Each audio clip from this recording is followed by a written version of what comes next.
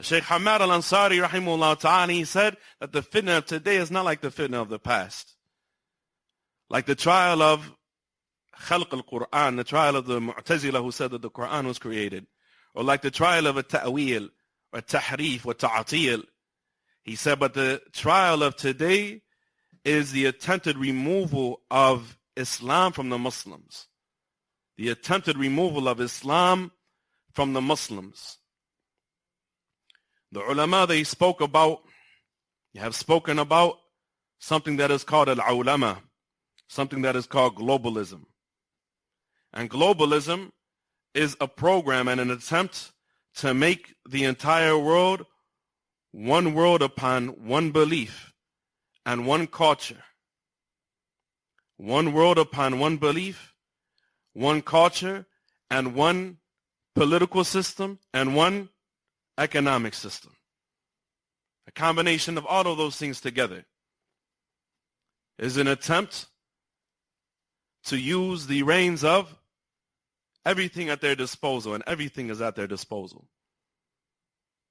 The worst of the enemies of Allah Tabaraka wa Ta'ala, as the Prophet, as Allah Tabaraka wa Ta'ala, he said in the Quran, وَإِذَا أَرَدْنَا أَن نُحْلِكَ قَرْيَةً أَمَرْنَا مُتْرَ فِيهَا فَفَسَقُوا فِيهَا فَحَقَّ عَلَيْهَا الْقَوْلُ فَدَمَّرْنَاهَا تَدْمِيرًا. That whenever we wanted to destroy a town or a city, we ordered the mutrafiha, the exuberantly wealthy from amongst them, with Islam, فَفَسَقُوا فِيهَا, but they rejected and rebelled against Islam within that city. And so the statement and the order of Allah Tabaraka wa Ta'ala for them to be destroyed became rightful, and they were completely obliterated.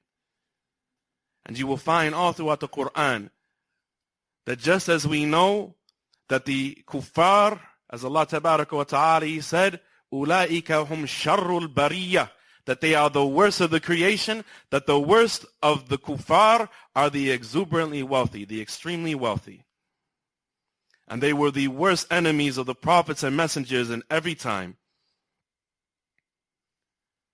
And so the extremely wealthy, from the industrialist, going all the way back to the mid-19th century,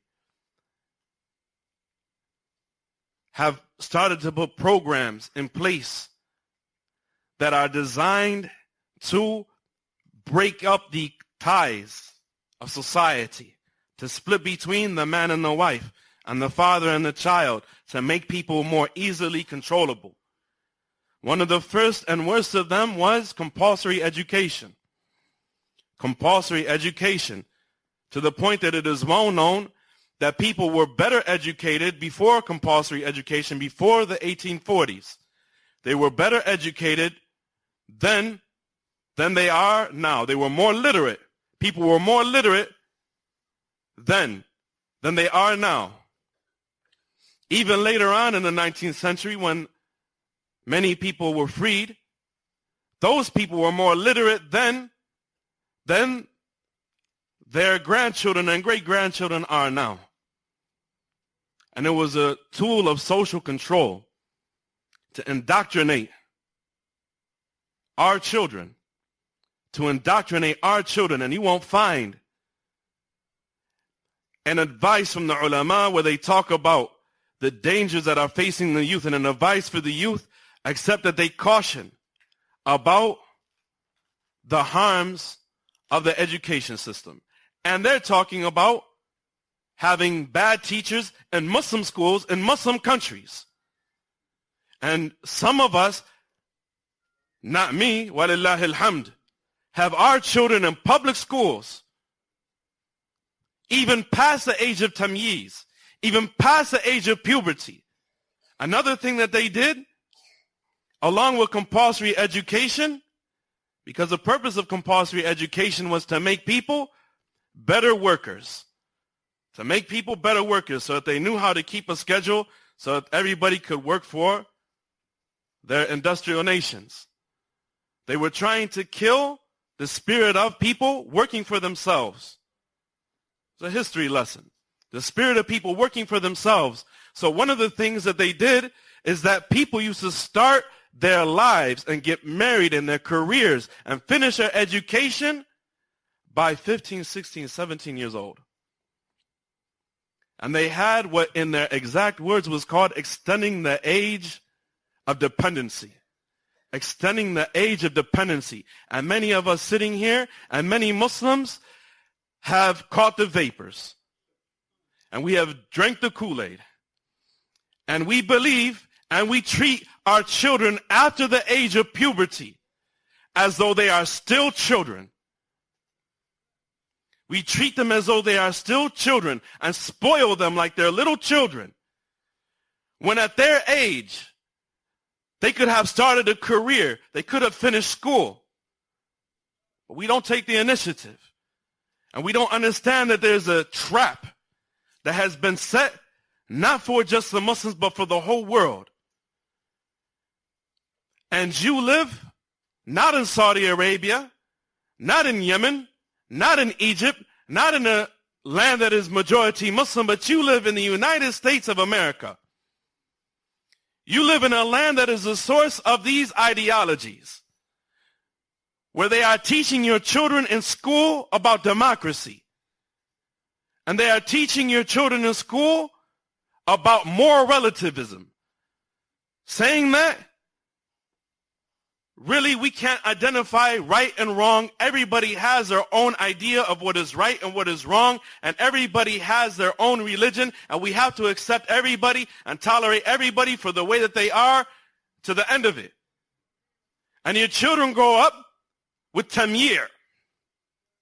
Your children, they grow up with tamyir, and you don't do anything.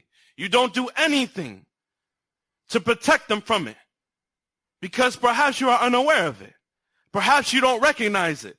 Perhaps you don't care about what they are coming home with and what they are learning in school and what they are spending their time doing after school. Perhaps the school is raising them in the day and the television is raising them in the night, and then they hit an age where they go out into the streets, where they come home pregnant by a kafir boy, and you wonder what happened in your tarbiyah. What tarbiyah? What tarbiyah was there? They were raised by video games. They were raised by the kuffar. They were raised by the television, which is another tool of the kuffar.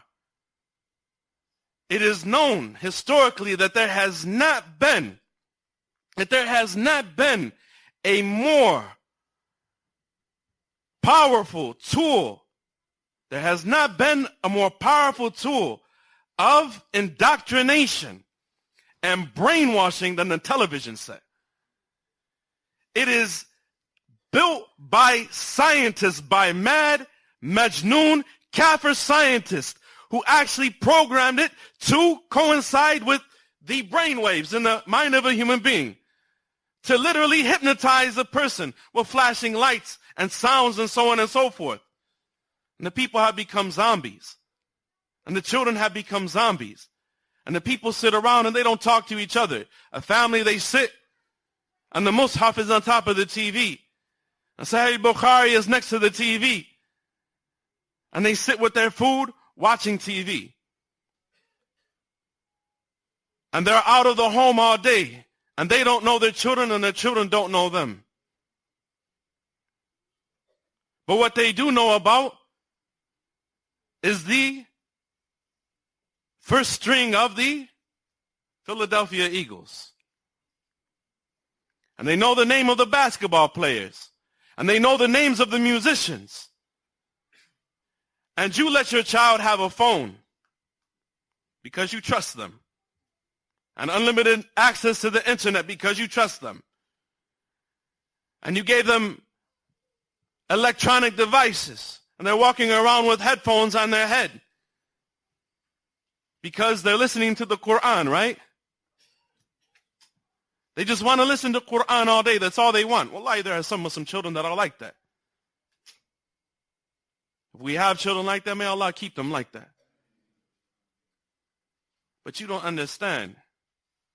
You don't understand that it is a system that is built against humanity. And it is a system that is contrary 100% to Islam. Abdullah ibn Mas'ud, radiyallahu anhu, he said, الغناء ينبت النفاق في القلب كما ينبت الماء العشب. He said that singing, just singing, plants hypocrisy in the heart. Nifaq, hypocrisy in the heart. Just like water causes vegetation to grow. Why? Ibn Qayyim rahimahullah ta'ala, he said, because the singers, they were calling to and encouraging everything that Allah has forbidden. Of al-fahisha wal-dhulm wal-qital, of fighting and fornication and adultery, and today homosexuality. And I've been Muslim for about 14 years.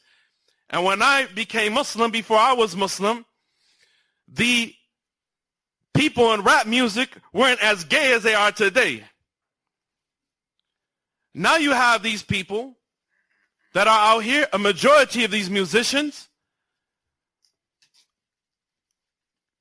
are just screaming there. Everything about their personality is screaming with faggotry. And you wonder why your children want to wear tight jeans and tight shirts. And if we don't recognize the challenges that the children are facing and start to prepare them with the opposite of the love of the dunya, with that thirst for Islam and that thirst for knowledge. As the Prophet ﷺ, he said, "Man humani la yashba'an." He said there are two hungers, two insatiable thirsts that cannot be quenched. Manhumun fil ilmi la yashba', wa manhumun fil dunya la yashba'. He said a thirst for knowledge of the religion, a thirst for knowledge can never be satisfied. And a thirst for the dunya can never be satisfied.